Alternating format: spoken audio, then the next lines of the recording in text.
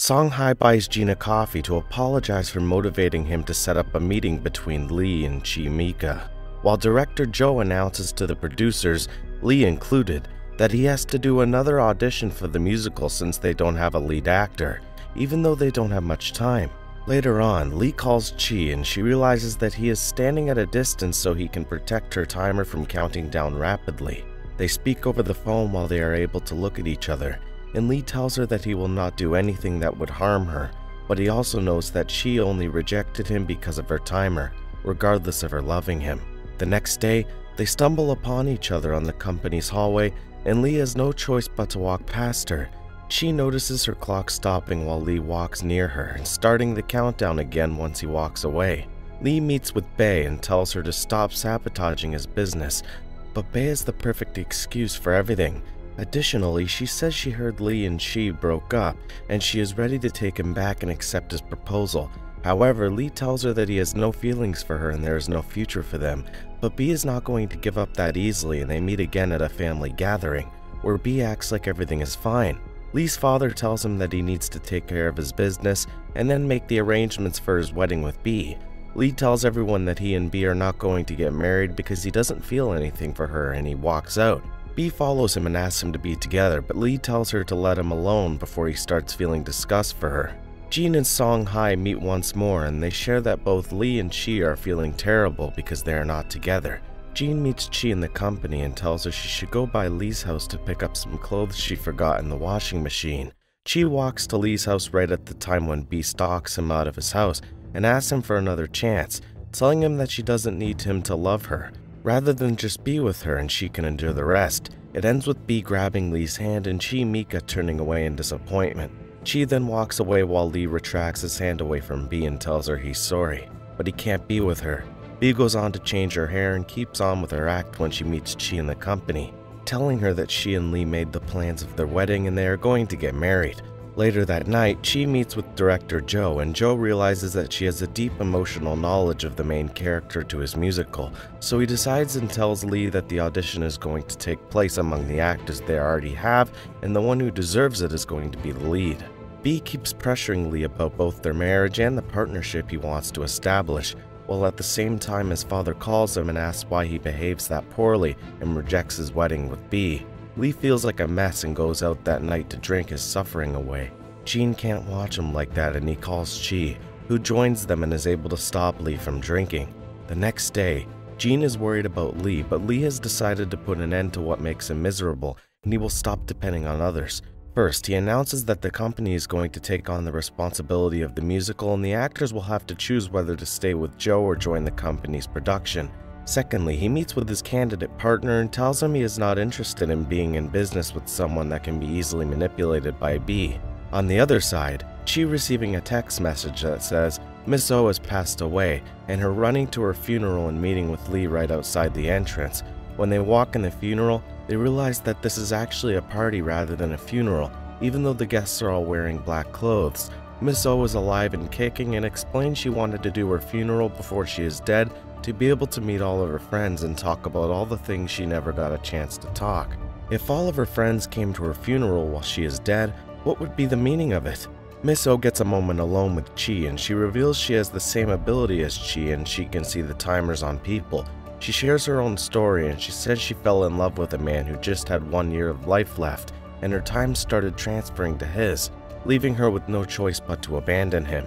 Chi asks her if she knows anything else about their ability, and Miss O says she can't control it either. One thing she assumes is that the clock is affected by extreme emotions, either good or bad. Later on, Lee gets a chance to speak with Miss O, and he also finds some notes that she has written and has hidden inside a staffed teddy bear. Meanwhile, she talks with Songhai and tells her that her clock is frozen when she at a safe distance from Lee. Lee approaches Songhai and tries to ask her for information about Chi. Songhai tries not to give out much, but Lee starts putting his thoughts in order and takes Chi in his office, asking her about his time. Chi tells him he has 60 years and 333 days left, but when Lee asks her about what's happening with her own time, Chi refuses to answer and runs out. Right next, Lee pays Chi a visit right outside her house and tells her what he suspects, that Chi is keeping her distance because something is happening with him instead of her. Chi tries to avoid telling him the truth but eventually admits it, explaining that Lee's life was transferring to hers when they were together. Lee says that there is no point in keeping his time if he has to stay away from Chi Mika, and they both end the conversation with kissing. Next, Lee tells Chi that she is not going to be alone anymore, and he will stay with her, but Chi says that she can't let that happen while knowing that his lifetime is going to be reduced because of her. They are interrupted by Chi's mother, and Chi begs Lee to not make things harder for her because her mother knows nothing about her abilities. Chi intends to run away from Lee, but Joe's announcement that she is going to be the new lead actor for the musical almost changes her mind. Lee learns about it and tells her she should perform in the musical because that was her dream, and promises that he will not be anywhere near her and they will only see each other from a safe distance that keeps their clocks in the normal state. Lee's father and Bee continue pressuring him, and they arrange a meal with Bee's parents so they can make their wedding official. Lee decides to show up at the gathering only to announce that he does not want to get married to Bee and he is not going to. Bee gets on the offensive and tells Lee's father to talk some sense into his son, or otherwise she will turn the press against their companies, which would be devastating for them. Bee also meets with Chi and threatens her that she has the power to cancel the musical, but she can save herself and the rest of the actors if she runs away and gives up on Lee. Lee approaches them and takes Bee to his office, telling her that he is not going to change his mind because he can't live without Chi. Bee walks out of his office in a depressed state and walks past Chi, who is able to see Bee's timer on her leg. Bee's timer fluctuates between 54 years and 3 minutes, and Chi immediately tells Jean to call Lee because she thinks Bee is heading to the terrace. Chi and Lee run after Bee on the terrace, trying to talk her out of committing the unthinkable, but Bee tells Lee she can't live without him either. Bee's clock starts to count down from 10 seconds. Bee leans forward intending to let go, but Lee grabs her and saves her, restoring her lifetime, which now has returned to 54 years. The following days, Bee unexpectedly visits Lee in his office and tells him she did everything she could to win him over, but nothing worked. So now, it's probably time to let him go free. They make peace with each other, and later, Lee goes for a walk with Chi while maintaining their distances in order to keep their timers unaffected. Chi says she wants to hear him sing, and Lee sings for her, resulting in both of them feeling quite romantic and saying that they love each other. It's eventually time for the musical to take place, and Bee visits Chi backstage after the end of the first part and wishes her all the best, saying that she would feel better if the woman she lost her man to was famous, rich, and successful. After the musical ends, Lee grabs Chi's hand and takes her back at his house. He keeps the lights off until he covers his neck with a hoodie and wraps a piece of cloth around Chi's wrist, so they can enjoy their time together without being able to look at their clocks. They spend a beautiful night together, and the next morning Lee brings breakfast to bed for Chi. When she gets a moment alone, Chi checks the timer on her wrist, and Chi being surprised with the speed that she is gaining lifetime added on.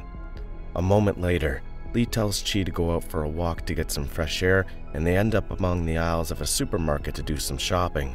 But this whole time, Chi is worried that she is stealing Lee's time, so she escapes as soon as she gets the chance.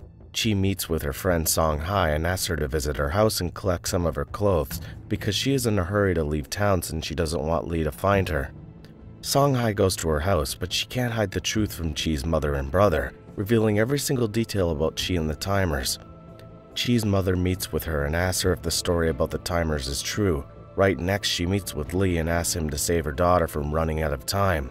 While Chi is alone and walks on the crosswalk, she realizes her clock is gaining time rapidly and she is acquiring many years of lifetime. When she turns around, she sees Lee is standing near her and his time is transferring to hers. She tries to run away from him, but he runs after her and grabs her hand right in the middle of the road, which causes a car to hit them. The event launches a flashback where we see Chi playing with her grandma and getting hit by a car. Her grandma protected little Chi and absorbed most of the hit. That event made young Chi watch the timer on her grandma's arm. We also see that young Lee was sitting on the back seats of that car alongside with his father. Young Chi was transferred in the hospital where she cried about her grandmother. Lee approached her and held her hands tightly, a gesture that connected them to each other. Years later as adults, Chi and Lee bumped upon each other on a crosswalk, and that made Chi look at her timer and other people's timers for the first time. When the flashback is over, Chi wakes up in a hospital room and immediately looks at her wrist, but now she can't see her clock. Lee walks into her room and he is perfectly fine. The series ends with a sequence which presents that their lives have fallen in place and they are now living together, happier than ever before. Subscribe for more videos like this, turn on the notification, and leave a like to help the channel out. Thanks for watching.